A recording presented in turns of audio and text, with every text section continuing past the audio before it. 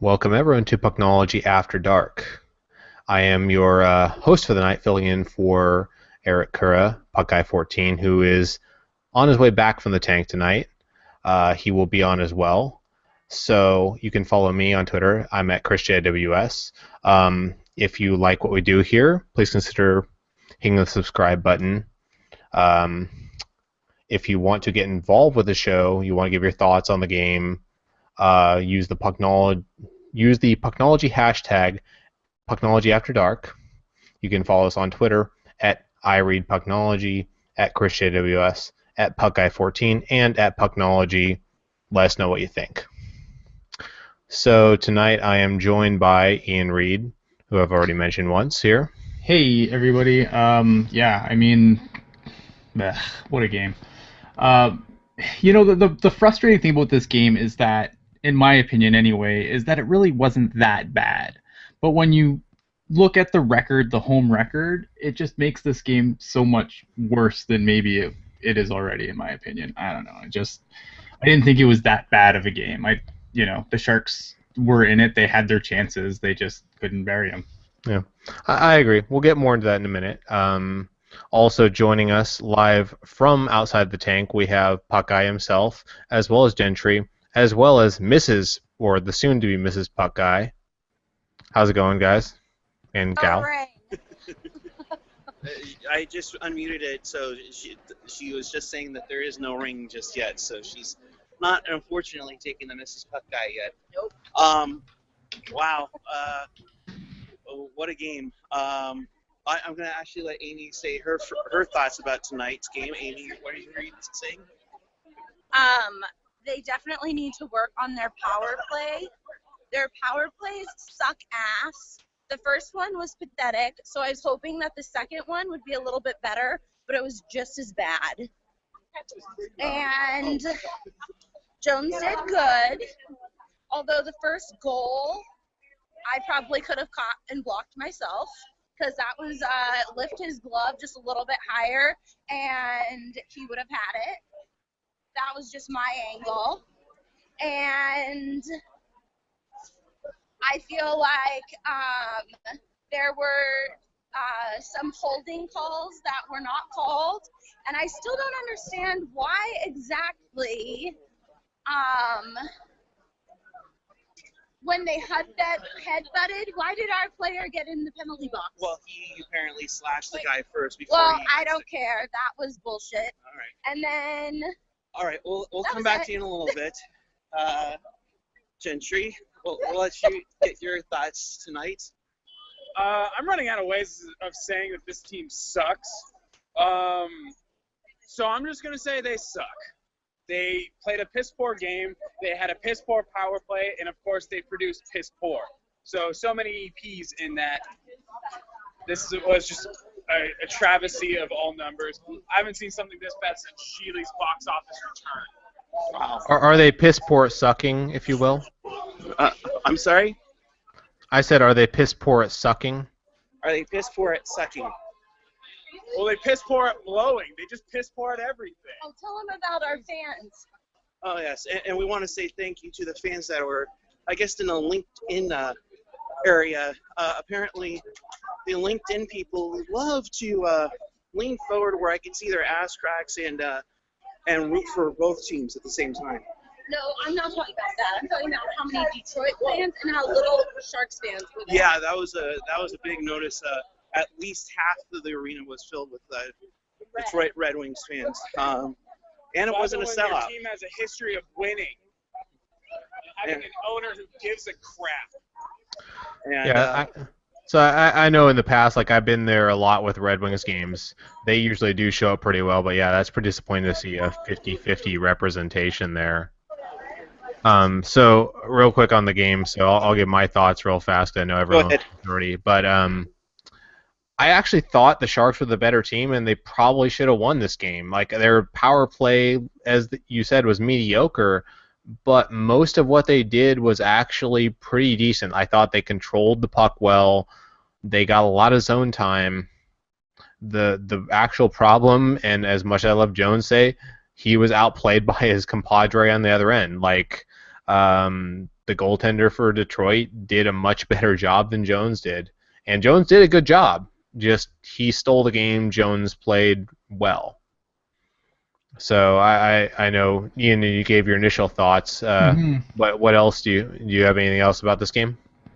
Yeah, I mean, I agree with what you just said about Jones. I think Jones had a much better game than he's had in probably some time.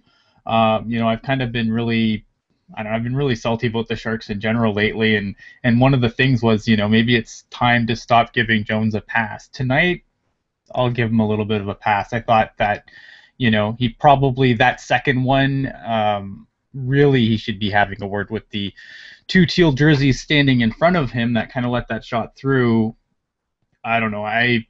Jones he didn't have a good night, but he had an okay night. And yeah, you're right. Mrazek outperformed him for sure. Yeah, I mean, to me, like, Mrazek was just exceptional. Like, he was having the game of his life tonight, which, I mean, how many times have you heard that from a backup goaltender playing on their side, having the night of their life? Mm-hmm. The Sharks have beaten their share of backup goaltenders, but there have been a lot of goaltenders who have had amazing nights against the Sharks, and maybe it's just confirmation bias, maybe there's a thing to it, but it has happened quite a few times. But would you say Mrazek's actually an unofficial backup? I wouldn't call Mrazek a backup at this point. He's outperformed Howard 2 years in a row now. I mean, they've pretty much he's starting to run away with the job where he's getting consecutive starts, whereas before they're kind of just flopping starts back and forth. In my opinion, Mrazek's the starter there. I mean, at the very least, it's a 1A, 1B thing, but I wouldn't consider Mrazek a backup goalie. Yeah, that is true. I mean, yeah, it depends on, like, how you look at it, but I think that is a good point, that he isn't necessarily a backup. Like, it just kind of throwing shade on the Sharks for losing to quote-unquote backups is a thing because it feels like it happens a lot, but you're right. He isn't necessarily a backup. Although the thing I will miss is if Howard becomes the backup or Howard goes away, I will miss Howard. I will seriously miss doing that because that was a lot of fun, whether he deserved it or not. You can always go, Peter. Yeah, you know what? I'm just going to miss Howard being in net because Howard's a civ against us. Yeah, especially against Pavelski. Like, I think I have one fan who's I have one friend who's a huge Detroit fan, and I believe the amount of times he said to me, "Fuck Pavelski," are just off the charts because he hates Pavelski. Because I would have to look up the numbers to know, but I know just off of what I've seen, he's had a lot of success against Howard, and based on what Detroit fans say, he's had a lot of success against Howard, and maybe Detroit figured out, like, hey, here's how we can stop losing to the Sharks. Stop playing Howard against them because Pavelski will own him. Yeah. Oh, absolutely. Absolutely. I mean, that's why they started Mrazek, because Pavelski's done well against Howard. For that matter, even against the Sharks, Howard's has the Sharks in his head. One of the rare times that a goaltender has that on a player. Back to you, Chris. Yep.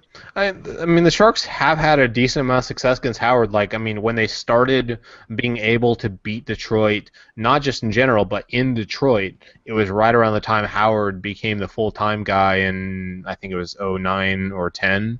When that happened, that was when they suddenly started reversing the curse. Prior to that, I think I remember they had 9 total wins at the Joe in 20 years, or almost 20 years.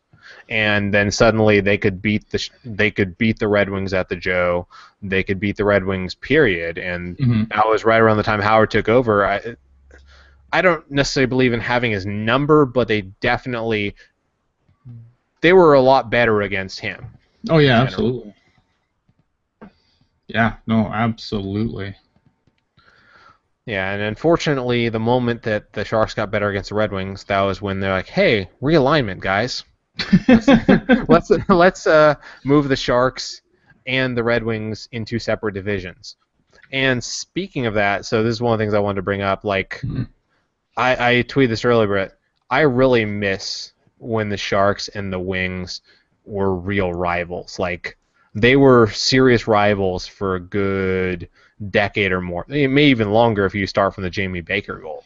But I really miss those times. Like I don't know what your thoughts are, Ian, on this. Yeah, no, I mean, look, it's such a great it was such a great rivalry. I don't know if the Wings fans see it so much from never even let me try that again. I don't know if it was ever like the Wings fans felt the same way about it as we did, because I think for a long time we were just kind of a pest that they kind of swatted down. But yeah, I really enjoyed those games. I always look forward to them. Seeing the Sharks always seem to get up for them, and to have them move, I get why they moved to the West. I totally back to the East rather. Living in the Eastern time zone, I totally get what their fans go through. It was a frustrating. I made my bed and I'll lay in it, but if my team played in the Eastern time zone, I would be annoyed that half my games were at 10:30 at night. So I understand why it happened, but yeah, I missed the rivalry for sure. Yeah, no, I get you totally. Like, I've spent a lot of time in the central time zone for the last couple of years for work, and man, I really did. I wasn't that sympathetic until I did that, and I was like, damn, game starting at 9:30 at night. That sucks. That is really rough. So we got a tweet here from Gen X. He's saying, why the need for the X Files excuses for the team, jerseys backup, yada yada. I'm sick of this. I'm okay. I'm not making excuses. It's more just a damn. It just feels like it feels like Groundhog Day because the amount of times we've seen a backup goaltender go in and beat the Sharks. And again, this is not necessarily a backup goaltender. It's more funny for me. Like if anyone watches the show, and Gen X, you should know this. I don't believe in superstitious bullshit. Like me of all people. I'm just saying that more just because it's kind of amusing to me. I think there is no X-Files excuse for this team tonight. I think they were actually the better team. Yeah. And like I said, like Jones played a really good game, and their goaltender just was extraordinary. Like Jones was excellent, and their goaltender was extraordinary. Like, and that's sometimes how it goes. And like you said, if their home record was average, this wouldn't be such a big deal. But it just feels like every fucking time it's something. If it's not one thing, it's another thing. Something will cause them to lose. And one more game where the team that scores the first goal wins. Yeah. Like they are 0-12 against the team that scores first in the SAP Center this season. That's ridiculous. I was really hoping we'd be talking about bucking that trend tonight because I was really hopeful actually most of the game. I really felt like, right before the Red Wings scored to go ahead, the Sharks, I believe, had two really good chances on the other end. I would have to, I haven't looked back at all the exact shots, blow by blow, but they had some really good chances on the other end prior to that, and then boom, the Red Wings score. I was like, yep. Here we go again. It feels like the same old story. Yeah. No, it sucks because I'm the same way. Like every time someone's like, get rid of the black, don't wear this because it's cursed or whatever. I can't stand it. It's just the team's bad. That's all there is to it. And tonight, like you said, we've said it a couple times now. They didn't play a terrible game tonight. They kind of got jobbed at the end there. I thought Pavelski got 2 minutes for playing hockey. And that didn't help anything. They could have deserved a better fate tonight. It's just no. Pavelski got 2 minutes for tripping over a Red Wing. Okay. And then another thing I want to point out is that only Edmonton, Buffalo, and Columbus sit below San Jose Sharks in the NHL standings.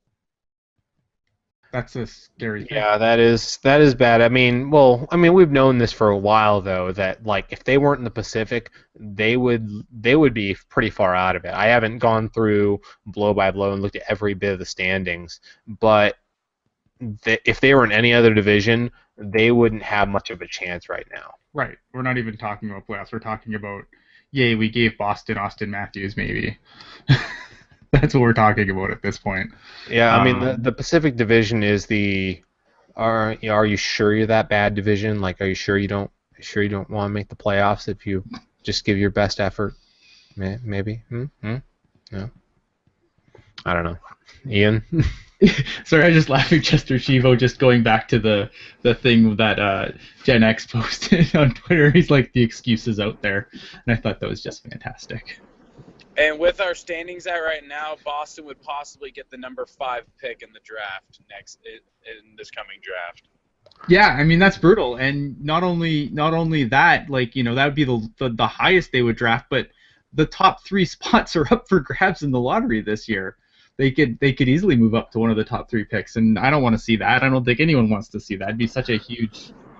Yeah, So does that that would. mean we can finally fire Doug Wilson for that crappy move of trading a first-round pick for an unproven goaltender? I don't think it would actually necessarily again. I would say separate the move from the results. Like I don't think it would necessarily be a bad thing if Jones does what he's done for the rest of the season. I don't think it would necessarily be a horrible move. It would just be kind of a, God damn it, guys. Yeah, It would be kind of that kind of thing, like more begrudge, like damn it. I mean, and also, if Jones sticks around the franchise for 5+ years and is an effective starter, I think we'll be a lot less upset about this. But I'm looking at the standings right now. If the Sharks were in any other division, in the Atlantic, they would be number 8. In the Metropolitan, they would be number 8. In the Central, they actually wouldn't be number 8. They'd be number 7. But that's only because they have 7 teams. right. So that should tell you all you need to know right there. The Pacific Division this year, like in previous years, the Pacific Division has been very good. It's been one of the strongest divisions of the last couple of years. But this incarnation of the Pacific Division is crap. Utter crap. And to put it another way, like the Sharks, they played 38 games. And let's say they were to win their 2 games in hand on the second place Arizona here, they would only be 2 points out of second place. Right. This division is crap. Mm-hmm. They're 1 point out of last, and they're 6 points with 2 games in hand out of second. This division is terrible. Right. And honestly, if this division wasn't so bad, we wouldn't even be talking about the Sharks in the playoffs. That's just how it is. Yeah, I mean it's shades of the old Southeast Division when it was like Carolina and Tampa and Florida and Atlanta, and they were all awful. I think maybe the Cats were there too. I can't remember. I can't remember who the other team was, but they were all awful, and it was like, hey, I won the division, so I make the playoffs, and if I didn't win the division, I'd be in 12th. Like it's just brutal. Just taking a couple of things from the chat here. Jay Clark asking, what was up with Thornton tonight? Too little too late? I don't know what Thornton was thinking there at the end. What did you make of that? Thornton, for me, has been pretty blasé. I mean, last couple games he's definitely peaked a bit, but this season overall, he's looked like he's never been a fast guy, but he's always looked this season like just another step slower. And I mean, I hope that's not the case because I'm a big Thornton fan, and I would be sad to see if this is near the end of the road for him. I'd love to see him play to 40 or 45. Yeah. Yeah. I do wonder. With tonight, Thornton's point streak was snapped, so. Yeah, I mean, but he had that point streak going for a while. I mean, he's not like he hasn't been great this year. Like he hasn't been his normal self. He hasn't been terrible. But the problem is that, when the Sharks are basically still relying on Thornton to drive the bus, it's just another stroke against them. I mean, that fight at the end there, I mean, it was nice to see him get into it. But where was that during the game? I always like when Joe gets angry because then he seems to really just, come alive, and now all he's accomplished is he might get suspended for being in a fight after the buzzer, although he's a star, so probably not. Yeah, I agree. I don't think Thornton's like horrible this season. I mean, he's been pretty mediocre to even bad defensively, but he's never been a premium defender kind of guy. Like at his best, he was a good two-way forward. So that's just been kind of his year. He's been really, really bad defensively, and he's had good offensive moments. And like you said, he broke a streak tonight, which was 11 points in 6 games, which is that's nothing to be sneezed at. I mean, he had a pretty good streak. He was playing well there, so he's just, you can't rely on him to be your main force anymore. Though at I think he's 36 years old now.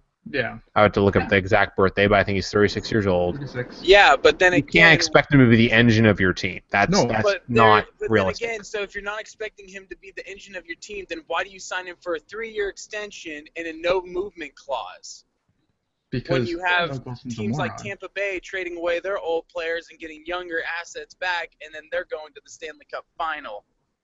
Well, I would say because you have another $54 million in cap space. Because you don't sign a guy to a deal like that and say, you have to be. I mean, there's been plenty of old guys signed that are not the engine of the team, quote unquote, Right. that are getting paid pretty well. So it's not that. I mean, say look at Dan Boyle. I think, what is he making, $4 or $5 million in New York? New York, yeah. Yeah, and he's definitely far from the engine of the team. He's only making $1 million or $2 million less than Thornton. So it's I know what you mean, but I don't think if they made that deal with the expectation he's going to be driving the team as the main guy for another 3 years, you're right.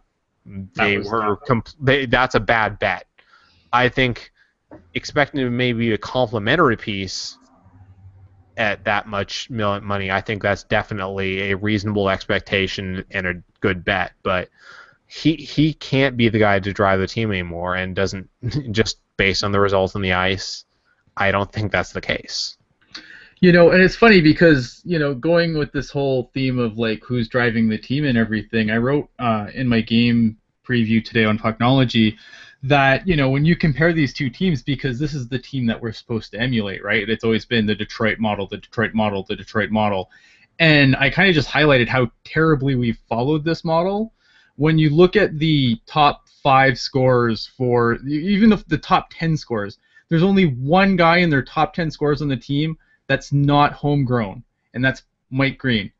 Their top 5 scorers, all of them, with the exception of Zetterberg, under 30. The Sharks' top 5 scorers, 30 or older, 3 of which aren't homegrown. I believe that's also my stat I looked up. Yeah. Yeah, you brought this up on a few. That was not at Shark Stats. That was actually me. There you go. But that sends your message right there that your youngsters that you have right now aren't producing. Aren't good enough. I mean, Logan's been back for a few games now, and he produced early on, but he still hasn't gotten a goal yet. He needs time to get back up to game This is speed. like a training camp for him, but at the same time, you need your youth to get going. Again, tonight the long goal comes from Joel Ward off of a tip from Brent Burns. I mean, they're both over 30, and they're getting it done. The problem is you have a lot of those youngsters, on your third and fourth lines, your depth lines, and maybe they're not in the I don't want to say right role, but they definitely aren't in a role that's oozing offense. And like we mentioned before on our previous show for the 1-year anniversary, you have to wonder, do you start making some moves because you have so many players in junior or in college or in the Barracuda that are getting their cup of coffee and just waiting to jump at it? Because at this rate, if you keep the roster as it is and you took out Thornton, Marlowe, Burns, and Ward, you only have Pavelski, and who's he getting the puck from? Not somebody that's not good at all. Well, and if you want to be technical, Pavelski is over 30. So the exact stat that we've been referencing is the Sharks are the only team in the NHL that has all top five scorers over age 30. Mm-hmm. There are 4 teams with 4 of 5 over 30, but they are the only team with 5 of 5 over 30. And, you can twist that a lot of different ways. Like if Logan Couture's healthy the whole season, maybe not.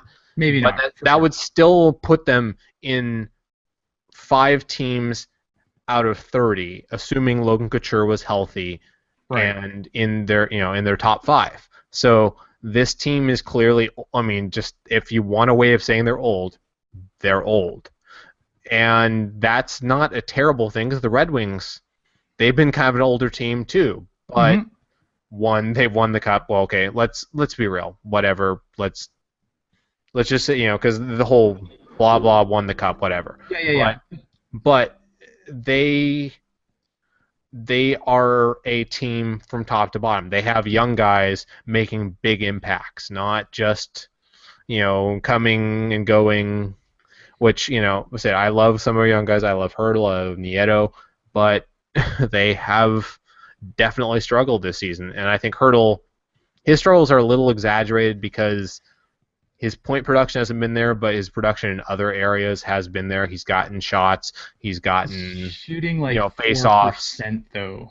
Like that's really bad. Like low. I mean, I don't want to say unlucky, but I mean 4% seems just really low for him. Well, basically, okay, if you look through the way it's been analyzed, shooting percentage in the NHL is a lot of it is luck. Yeah. The league average is, I believe, somewhere around 8 or 9%. So he's at half the clip. So in theory, you could almost double his goals, and suddenly it's not looking great, but it's not looking as bad. Right? Yeah, there's certain stats that are very luck oriented. Like Pavelski's best season, he was shooting at a ridiculous 15% or something. Right. Yeah. And that's how it goes. Like there is a certain amount of luck tied to shooting percentage. So I don't think Hurdle has been as bad, but Nieto, he's done some good things, but he hasn't been, even in terms of advanced stats, he hasn't been as impressive this season. Do you know your highest scoring homegrown player under 30? Off the top of my head, no. Do you? Vlasic. That okay. I love Vlasic, but damn, man, that is not good. That is problematic. That says a lot about your team and your development when your defensive defenseman is your highest scoring player under 30. Yep. Hey, there you go. There's your all-star defenseman for Doug Wilson. There you go. He gets to keep his job for another 10 years. Yeah, and speaking of All-Stars, so let's, we've talked quite a bit about the game. We've gone over this stuff ad nauseum, so we don't want to go too much into repeat on this. But we have Burns and Pavelski as our All-Stars. I'll start with you, Ian. What are your thoughts on this? I mean, it makes sense. Makes complete sense to me that they get to go. I mean, Burns, while maybe not defensively sound, has still been an offensive force for this team. He's scored some huge goals for this team, tying goals, game-winning goals.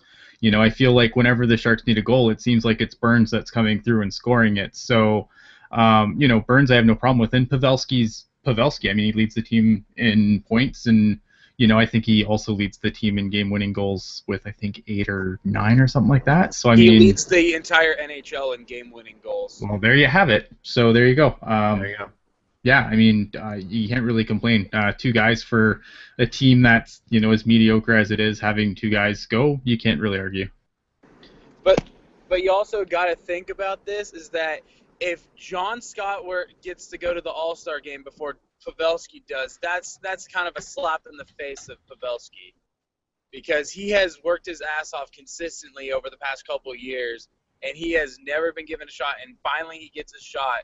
But before then, it was up in the air, and John Scott was going to get voted in. That's kind of okay. Let's put an asterisk by John Scott, because we all know he's not really an all-star. I mean, let's be real. He's not really an all-star. He's there because some fans wanted to troll the hell out of the NHL, and they accomplished it. Yeah. So good for them. It shouldn't be taken this is part of the reason why, I say, all-star appearances aren't to be taken too seriously. It is an honor, but if you have a ton or you have none, it doesn't necessarily mean you're a bad player or the most amazing player on the planet. I mean, Nick Backstrom just went to his first All-Star game this year. I mean, that should speak volumes for the players that sit out of it. Yeah. But let's also say part of the whole reason that John Scott was named captain was mainly because some people, and I won't mention their names, were voting for John Scott so that way players like Pavelski and or Burns wouldn't get picked and get the extra 5 days off to relax and get prepared for a playoff stretch. I don't think it was like had anything to do with anyone else other than just I think they were trying to make a point, like just saying this pure fan voting is a joke, and we'll prove it by taking the worst. I'm sorry, the best player. And electing him to the All-Star game that he completely deserves. I mean, does not deserve one little bit. I mean, I was honestly disappointed they didn't elect Mike Brown as well. If they had managed to elect Mike Brown and John Scott, that would have been much fucking funnier. Because it just would have been hilarious to see like a Burns, Scott, Brown starting lineup for the Pacific Conference. But let's not get too deep into this. Yeah. To me, in general, it's just funny as hell because they made their point, right? Yeah.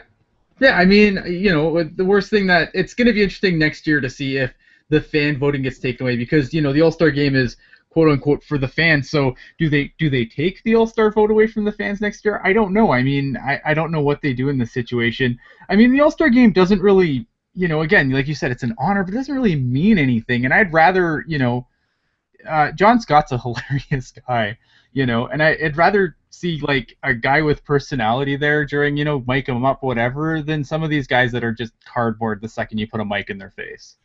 Yeah, like I don't think it was. It's I don't think they'll take the vote away from the fans because I mean you can't just can't once you've extended that you can't completely take it away. But I think maybe they'll go to a more NFL type system where it's, you know, maybe a mixture of players, coaches, media, and fans, which the NFL system, while imperfect, is definitely a lot closer to what it should be. Like I don't have when I look at the Pro Bowl rosters in the NFL, I don't go doesn't deserve it. Like usually right. A pretty high percentage, like, yeah, that's the right guy. So I'm not too like I hope maybe this sends a message to the NHL. Mix it up a bit. Yeah. I mean, just a couple questions since we're just on this All-Star thing quickly. All-Star jersey, I don't have an issue with them. I mean, the coloring makes sense. They're in Nashville. It's an All-Star jersey. I don't really care. Honestly, I could not give a shit.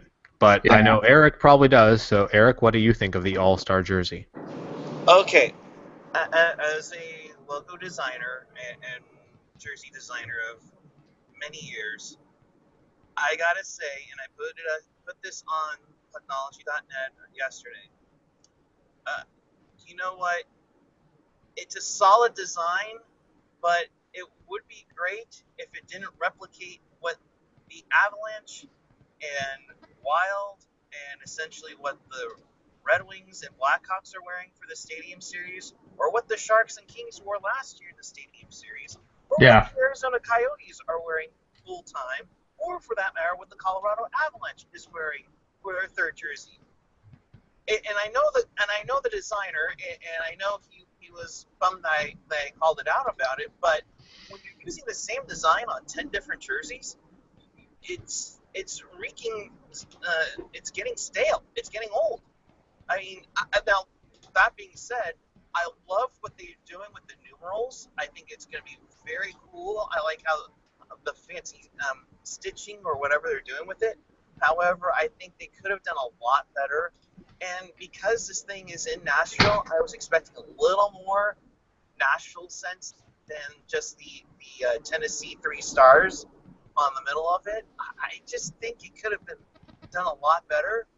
That being said, I know that these guys are prepping for the World Cup because Reebok's also hired the same guys, or Adidas hired the same Reebok guys from the NHL design, so things to the World Cup jerseys. And I know that they also got the Leafs and the Panthers to come up, but they just could have done a lot better than what they put out. I think it could have been just made a whole lot better. Go with a unique template, make it stand out. Don't make it stand out like, last year when we had the black on neon green. I think that was a little bit This too jersey brought to you by Monster Energy Drink. Well done. But it was just, you can have a classic look. Look what they did in '04 in Minnesota. They had that green look, and they also had the green. Even the ones that they had in '97 for the All-Star game, I mean, they were unique. They had their touch to it. I think that it could have had a little bit more better taste to it. That's all. Yeah. Speaking of Nashville, let's talk about the trade that they had. Yep. Want to? Great transition right there. You should work in radio. You should. So I mean, you had Ryan Johansson go to Nashville for Seth Jones. After he just painted his basketball court with the Blue Jackets logo too. Yeah, it's I unfortunate. don't know if you all were on Twitter for that, but yeah, he has the Blue Jackets logo on his basketball court. So shit. I don't know what he's gonna do. Sell it? Maybe him and Seth Jones can trade houses. I don't know. It's a good trade. I mean, both teams really, got something they needed out of it. And while personally, I mean, it's Nashville where apparently defensemen do grow on trees, but generally defensemen don't. And so I don't know if I would have, tried to find something different other than Seth Jones to move. But if that's the ask, I mean, it works out for them because centers aren't exactly an easy find either. So I think it's a good trade for both teams, and I think that if Ryan Johansson can, not be a jerk, then should be fine. I think it's a good trade for both teams, and here's why. Because Seth Jones on the Nashville Predators, on that defensive core, he would have been a number 4 or number 5 defenseman behind Weber, Yossi, and the list goes on. And he's destined, and he has the potential to be a stud number 2 or number 1. And then but Nashville truly needed a number 1 center. Mm-hmm. A guy that can, be that dynamic person in the middle and win faceoffs and find chemistry. And they haven't had that. They've never had a true number 1 center in their franchise history. So I think it will move, and I think it was, and they needed it. But can you imagine if Johansson finds chemistry with James Neal and Philip Forsberg? It's gonna be scary. Absolutely amazing. Like, you've got the makings of one of the deadliest in most, in the dangerous line in the Central Division. I mean, kudos to Nashville for getting it done and making it just a simple 1-for-1. And then for Columbus, they actually they actually improve on their blue line, which is. It's good. It's, which before the trade was good, but now they've said, now we have a high ceiling, because if you can get Ryan Murray healthy, you have a good solid 1-2 punch. And you know what? Despite all the, people out there, Jack Johnson is a steady defenseman, and if you get him with a good D partner, and if you get all those guys healthy in Columbus, you're looking at a potential dangerous team in the future. Not only that, I mean, Columbus is still, their system is still stacked. You've got guys like Sonny Milano who haven't, broken out yet, who's I think is going to be an amazing NHL player, and there's a decent development system over in Columbus. It's just, again, like you said, health, but this team could definitely be quietly scary very quick. So, there was that big trade. The other big trade, actually, was also the Kings. They acquired Luke Shen and Vinny Lecavalier. In return, they sent third-round draft pick and Jordan Wheel. What are you guys' thoughts on that one? Also a pretty big trade. Feast or famine. If LA manages to go all the way, then they'll look like geniuses. If they don't make it all the way, then they're going to say, wow, you gave up a good prospect for nothing. Luke Shen, not really, not a great defenseman, never really lived up to the hype. Maybe third, maybe second pairing defenseman on that team. And, to me, it just, I don't know. I don't think it's a great it was a good trade for Philly because they cleared a ton of cap space, even though they ate half of it. But if it doesn't work out for LA, it just It's kind no of big deal because yeah. they have LeCavalier is going to retire at the end of the year, so that's going to be wiped off the books. Then you're going to have Luke Shen, where they can decide whether or not they want to keep him or not. So yeah, it's a great depth move up to them. But I just think that can Doug do something like this? Because you're now sitting in what, sixth in the division, and the team, yeah, I mean everybody's getting better, and the only reason Edmonton's not getting better right now is because Connor McDavid, or as Gentry likes to call him, Connor McJesus, is essentially still recovering from his collarbone. Thank you. What now?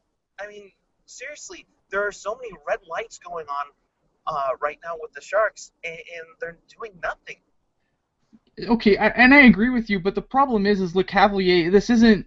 If this was 10 years ago, this is an amazing trade for LA. Le Cavalier has been a shell of a shell of a shell of himself in the last couple of years. Luke Shen, you think that Brandon Dillon drives you crazy? I present Luke Shen, who is a worse defenseman. Yes, I tend to agree, having watched quite a bit of NHL Game Center this season. Like, to me, this trade, like, for them, all LA is done, in my opinion, is they've added a bunch of cap space that they don't have at the deadline now if they want to add actual players. Like I said, it's a feast or famine thing. If they can go all the way, and Vinny seems to find, even a quarter of his old game, and it helps them, win another Stanley Cup, heaven forbid, then it's a great trade. But if not, they basically hamstrung themselves at the deadline, and they're all in now. I mean, this is what they're gonna have to go with. Yeah, just what we need would be the Kings winning another goddamn Stanley Cup. Well, I just found this out, is that Vinny LeCavalier had a point tonight in the Kings game, so already looking good for him. In that one-of-one sample. Yeah. If there was ever #small sample I never size. know. It could be the start of a point streak. So, ending a rumor with the Sharks, Mike Richards signed today with the Caps. Thoughts on that? He was going to get crap dollars no matter where he went, so he might as well sign with a buddy. With Justin Williams already in Washington and knowing he's probably getting $1 million from wherever he went, I mean, he basically could pick the spot that looked best for him. And I mean, look, the Sharks aren't looking like they're, a for sure playoff team at all, and Washington's tearing it up. So I think that for Washington, they kind of, it could fill a need for them, and they have the depth to cover if it doesn't. I honestly think that the Caps doing that, I think from them it was mostly just in case, because honestly by doing this, it's like it doesn't hurt them in the long run, because if anything they could just bench him. But it's nice to have that in their back pocket, because they know that if Richards can stay healthy enough and stay out of trouble, he could be a game changer for any team. Look what he did for the Kings when he first came over. Everybody was pretty much saying that Carter and Richards were guys in the locker room that they were quote unquote poisoned in the locker room. But look what they did when they were brought together for the Kings. They took them to a Stanley Cup. So I think what they're trying to do is sit there and say, hey, we have this in our back pocket if need be. So good for the Caps. And a great cap move too. They had only $1 million with it. Yeah, I mean it's so low risk. I mean you can't. I mean that's basically what he was going to get anywhere. But I mean, would I have taken Mike Richards? Absolutely. But Washington makes a lot of sense, and I'm glad he's over there. So going off a question we got from Chester Chivo here, we've been talking trades, we've been talking moves. If the Sharks lose, I mean, looking at how many games they have in February coming up before February, I believe the trade deadline is something like February 29th, I think. Yeah, 29th. So they have a lot of games before then. Just by a quick look here, I would say roughly 25 games. What do you think about the Sharks making moves? What moves do you think they need to make? Should they make a move? Should they hold tight and just kind of suck it up and deal with it if they are a bad team? What do you think, Ian? Oh man, I don't know. I mean, again, going back when there was a lot of talk, obviously, anytime LA does something, it's like, oh well, what are we gonna do in response? And I really think this year we don't need to. LA is the team we don't need to worry about, because I just think they're just going to continue to run away with the division, and they're the only legit team in the division, as much as it pains me to say that.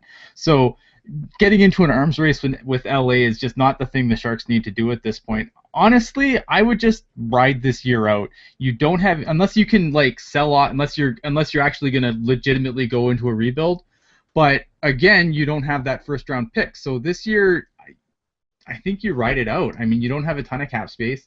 You don't want to have to pay for players with assets that you have. I mean, none of our assets are particularly good, but do you really want to see them, start selling off what little we have to try and get to the second round of the playoffs where we get destroyed? I don't want to see that. To add what you said there about arms race at the Kings. Right now, the Kings are third in the league, Right. and second place Arizona is 15 in the league. So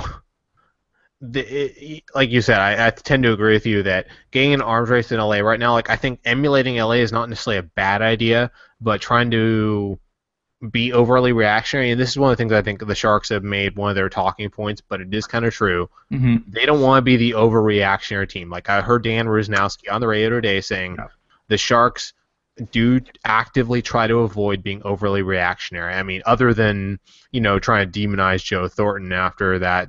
It was 3-0 meltdown.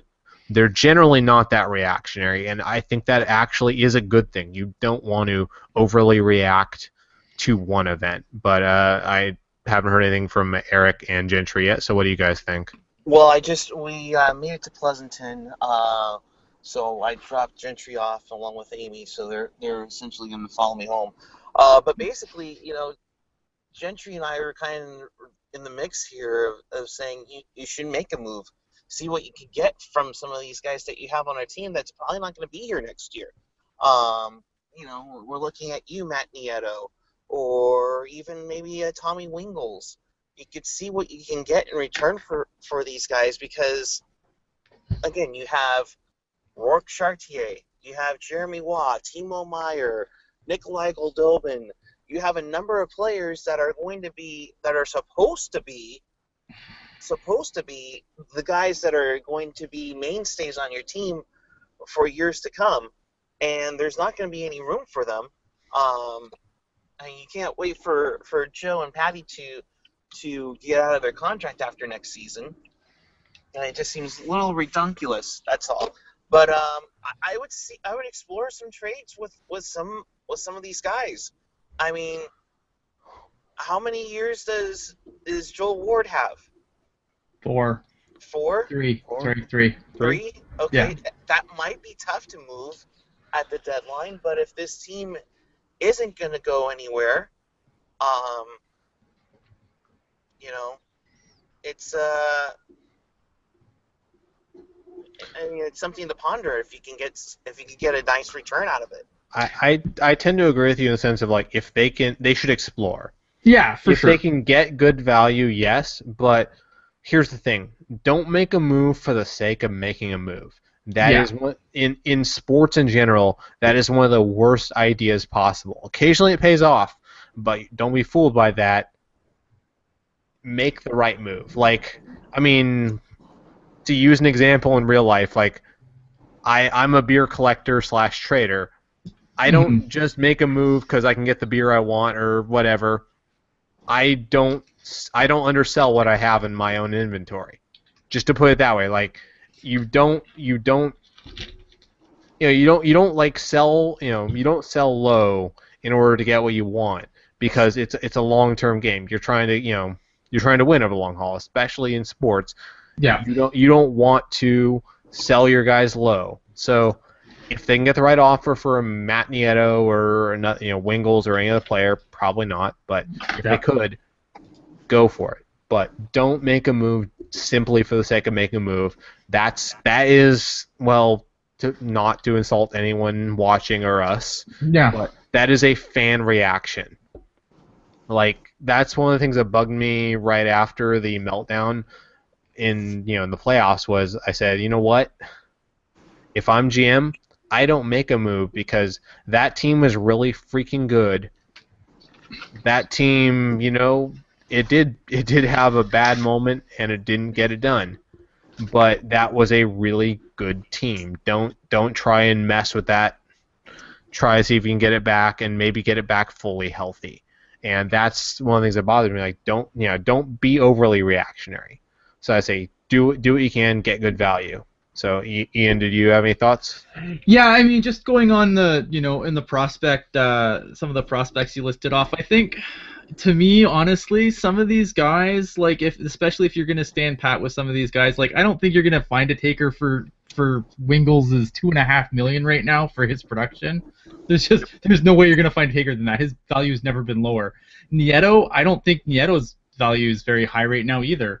And if you look at, some of the guys coming up in the system, I like I said, the last show, the 2014 draft, a lot of those guys are going to be coming up into the, at least the Barracuda next year. And I think actually the Barracuda could actually be a pretty fun team to watch next year. And I don't want to rush these guys up. We don't want Mirko again. Like, we need to, let some of these guys sit in the AHL and actually have our AHL team be more prospects than journeymen around them. So I wouldn't be mad if Chartier's on the Barracuda, and I don't consider that a failure. And a guy like Waugh, I do like Waugh, but he's a project. I mean, he's not just gonna burst onto the scene and be Dan Boyle. He's probably gonna need some time in the AHL for sure, and he's got another year of and Mir and Waugh both have another year of junior eligibility after this year too, which is something also to keep in mind. But I'd like to see guys like Chartier and LeBlanc and a couple of the other guys on the Barracuda next year. I want to see Noah Rod come over and make the jump finally to North American hockey and see what he can do, because he looked really good in the World Juniors this year on a admittedly bad Swiss team, and they need the Barracuda. I want to see the Barracuda be a good team with like a lot of prospects and keep the young guys away from the mess that this team is in. Yeah, I agree. In general, don't rush into the NHL. Don't make reactionary moves. Do what's right. But we have a quick question here. So Lauren is asking in the chat what we think about Torres. Torres, his eligibility comes up January 14th. I've stated my opinion before. I'll really quickly state it again. As someone who's had multiple knee surgeries, multiple knee injuries, the fact that he has this chronic knee issue to me says I don't think he's ever going to play again, because I'm kind of at the point in my life, unfortunately, at age 30, where I probably can't do a lot of athletic stuff again in the rest of my life, because you kind of hit a point with the injuries where it really just doesn't work anymore. I don't know. What do you guys think? I even think Kurz mentioned that Torres said, if I can't make it a go-around with this season, then I have to start thinking of something else outside of hockey. And it's true. I mean, you've gone through how many surgeries? I mean, we're getting to, 2.5 years since he ran into, or Edom ran into him, and that's a very long time to be away from the game, and right now, that's a rough patch for him to go through. It's tough, and I know some people are saying karma's a bitch, and it's getting to him. But I mean, if you can't get off of there and you're going to sit on the IR for years, I just don't know. I mean, if anything, you would have some team sign him like a Richards. Yeah. And hopefully that it doesn't hurt them in the long run. Yeah, I don't think it's his fault or anything. Like, I think, I'm sure he wants to play more, but I think based on what we've seen, he probably just can't. Like I said before, I'd be shocked if he plays 20 games in a season ever again. I think he's at that age, at that point. Like I said, I've had 3 knee surgeries. I think this is number 3 for him. He had the initial surgery. Actually, no, I think he's number 4 now. I think he had surgery, clean up, and now a third cleanup. So I think they were all I mean, I feel bad for him because it sucks. Yeah. I really empathize with them on this one, and yeah, like it would be disappointing if he never play. I don't think the Sharks are bad to bet on him because I think it was a decent bet at the time. Just like first preseason under the new contract, he gets a knee injury, and then suddenly it's all over. Quick funny story before I hand off to Ian. At Sharks bowling, so my wife actually, her favorite player is Torres. Long story, I'll go into it another time. But I went up to him and said, "Hey, can my wife take a picture with you? You're her favorite player." And he was like, "Does she actually watch hockey?" And I was like, I said to him, like, I know, I said that to her, because like this was back when he first like came to the Sharks, and I said the same thing back to her. I was like, "Really, him?" But I said the same thing of like, you know what? Yeah, it's good, dude. But yeah, no, he's a really funny, like, he's a funny guy. He's a really, really nice guy. Like, I took a picture of him as well a couple of years ago when I was at the bowling thing as well. So really nice guy. Like, I don't know. Like, I have mixed feelings about him because I mean, I will never forget some of the things he's done against the Sharks. At the same time, like having met him a few times, yeah, it is hard to separate on the ice versus off the ice. But I've gone on too long. I'll let you go, Ian. Look, with how little he's played, he's up at the end of the year. There's no way the Sharks are going to give him another contract, and with a target size, the size of Australia on his back from the Department of Player Safety and his injury history, I'd be shocked if he gets a PTO at best next year from another team. Like, I can't see anyone rolling the dice on him at this point. Yeah, I figure the best he gets is maybe a team, takes a non-guaranteed deal on him for PTO. 1 year. But there's no way he gets a multi-year deal because I just don't see it happening. And, I am in some ways rooting for him as someone. Like I said, I've had knee injuries. I am rooting for him a bit because I would like to see him because, like, it sucks. It really sucks to have it go that way. I see Puckeye's back with us. Any additional thoughts, Eric, before we move on? Well, with Torres, we've mentioned how much of a game changer he could be for this team, but are we willing to give one of our roster spots away for it tonight? Or when he gets back, I just don't know.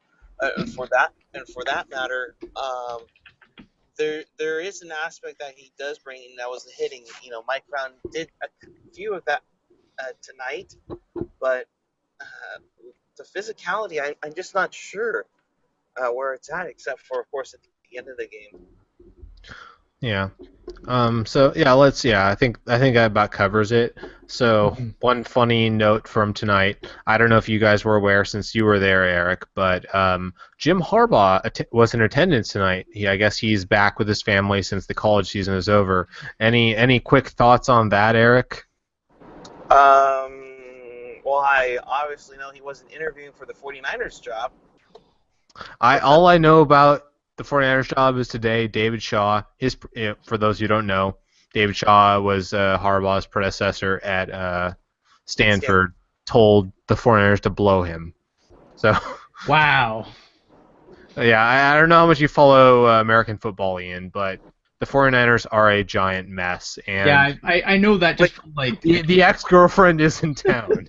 Did he actually say it's for them to blow him? So officially, it sounds like he declined, but I said this actually on Twitter probably 4 weeks ago. They approached him 4 weeks ago. I know this because I know a lot of people who actually work at Stanford. I know they approached him a while back, which is why I started to lean towards they would fire Tom Sula. And he said, "I want nothing to do with you guys." So that's all you need to know. that puts it right there in the aspect of the Niners, and we're trying not to get into that tangent, but it basically goes, when you burn a bridge, it gets heard everywhere. It's like when you had bad customer service at like a grocery store. You tell your friends about it. And then your friends' friends tell about it, and then one person puts it on Yelp, and then you're screwed forever. Um, I mean, York can talk all he wants, but there's no way in hell he's gonna get a decent coach for a while. Yeah, I agree, and let's not get too much into the 49ers thing. I think, though, in some ways, this is some lessons for the Sharks, because I think the motto I've had for the Sharks this season is, hey, at least they're not as bad as the 49ers. I mean, that's really what it's like. That's been their one saving grace, is like, for their shit show of mutually departing with Todd McClellan and whatever other dysfunction they've had, they have not been as bad as the 49ers, which is really a low bar, but they've managed to stay above it. So good for them. And However, they continue to stay above it. However, they are, like Gentry said, only Edmonton is below them in the Pacific Division standings, and We have you games have in hand. a handful of teams that are above them.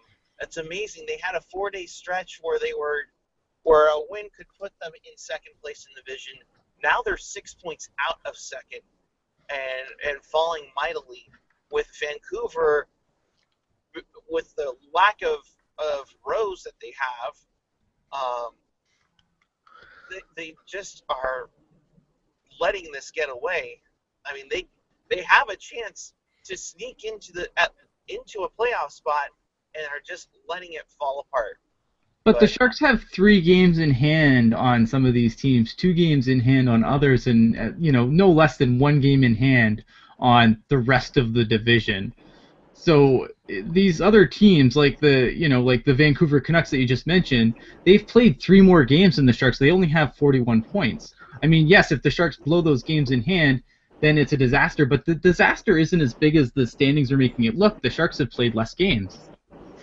I agree, but I think the bottom line is, if the Pacific Division was not so bad, they wouldn't even have that shot. So, yeah, No, for sure. And Gen X is saying, "Oh God, we're turning to 49ers chat again."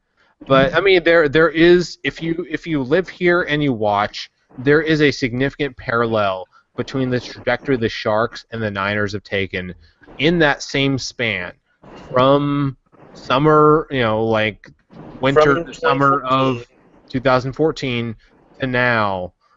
They've both taken a nosedive, and I mean, like I said, the Sharks' saving grace is the Niners tanked worse. The Niners didn't just tank; they said, "What's the worst we can do? We will go there." Okay, maybe they did a little better than that, but they took a nosedive straight for the bottom. The Sharks took a nosedive straight for mediocrity. But let's not get too much into this, because to me it's more funny. Like, to those of you who saw like Jim Harbaugh's tweet the other night about betrayal, blah blah blah, that was kind of funny.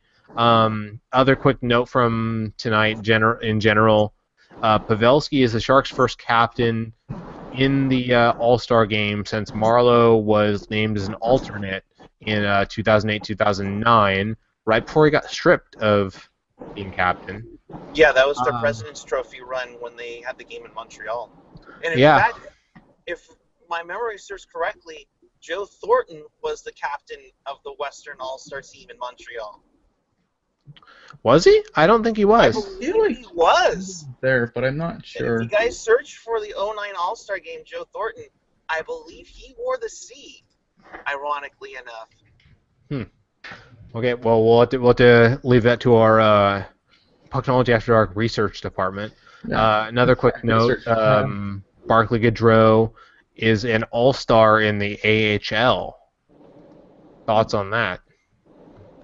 He's in the games that he's played down there, he's leading the team in scoring. I watched the game last night. He was great. I hate that he's in the AHL, but that's me. Yeah, like, he seems really deep in DeBoer's doghouse. Eric, what do you think? Good on him for getting it done. Good on him for doing what he's doing in the AHL. And let's give some credit, because you like to rag on their coaching staff. Give credit to the Barracuda. They are in a playoff spot. I'm almost certain they have twice as many home wins than the Sharks do at the Shark Tank. So that speaks echoes. Ouch. But hey, they're in a playoff spot, so there might be a playoff hockey at the Shark Tank. Might not just be the one that everybody wants. There's a good chance the Barracuda might be a more exciting team to watch next year than the Sharks. Let's there's put a it this very way. good chance of that, yeah. I'm thinking far ahead, but how rough would it be that there would be a Calder Cup parade before there's a Stanley Cup parade? I won't go that far. Yeah, it's going a little bit far. I'm just putting that out there.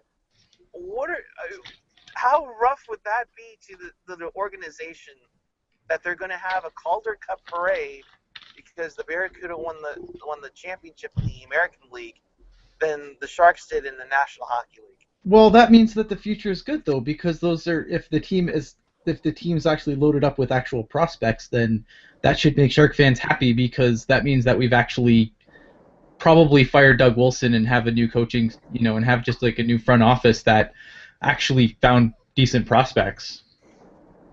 So, mostly because it annoys Generation X-Wing here, what are your thoughts, both of you, on the 49ers coaching search? He's like, oh my god, it's turning into 49ers chat again. Ian pretty much just said it. It's going to be a joke. They're not going to land some guy that they want. Sean Payton already said no. David Shaw, who was probably the other best candidate for them, is because Harbaugh. He AOL'd because Harbaugh what? So you just went AOL on us, bro. Oh, man. We're doing so good today. No, I was saying, but, because he's Harbaugh's buddy, of course he's going to tell them no. I mean, they had Chip Kelly interviewed, and wow, he did a great job in Philly there. But I'm actually down to like 4% on my phone, so I'm gonna actually call Enough it of this. guys. And that's fine. We're about to wrap up here. So I was just trying to mess with Generation X before we drop off. So real quick, I'll let you go since you're at 4%, Eric. See if you can do this before you get down to 0%. Your final thoughts on tonight's game? We suck. We really, really suck. How was it with the fan? How was the fan noise there? Because it seemed like on TV anyway that the noise was more partial to the Wings than the Sharks. The Wings fans, as always, come out, and they come out loud. They were loud from the game on and onward. Definitely, I would say 45 to 50% were Wings fans among the 16,000 plus that were there. But they were loud. I mean, kudos on Sharks fans for trying to fight it off, but save your voices and get ready for Toronto, because it's another team that gets obnoxiously loud. Okay. Yeah, thanks, Eric. So, Ian, your final thoughts on the game? Yeah, I mean, kind of take this nice little bow. Not as bad as the record makes the game feel. I thought the Sharks did a lot of things right tonight. I think that they're can more than definitely beat the Maple Leafs on Saturday. If they don't, I don't think that that's like a sign of the end of days where we need to just, completely incinerate everything to the ground. I know a lot of people are like, well, it's the Leafs, but the Leafs they've actually been pretty good in the New Year's or since December. So, it is what it is. You just got to ride this year out. You have to ride it out. You don't have a first round. You don't have the picks to tank at this point. So you just have to go and just hope for the best. Yeah, I agree with the sentiment. Like, I mean, we're in for a year or maybe a couple years of suck. And I don't think there's any easy way out of this. Like, the way out of this is better drafting, better management. So we'll see how that goes. One thing real quick before we close up here. Chester Tivo points out that Joe Thornton was the captain on the 2008-2009 team in Montreal for the All-Star. So yeah, I stand corrected. I was looking that up before the game, but I did not see it. I mean, I blame the alcohol. And next game coming up here is I believe the Calgary Flames on Saturday. No, not Calgary Flames. Maple Leafs here on Saturday at 4 p.m. We will be on after that, as always. I believe we're 37. Or no, sorry. As of tonight, we are 38 for 38. We cover every single post game. With that, say if you aren't already subscribed, please subscribe. If you like what we do, feel free. Final score is Red Wings 2, Sharks 1. Thank you for watching. Everyone have a great night. Yeah. Peace the puck out.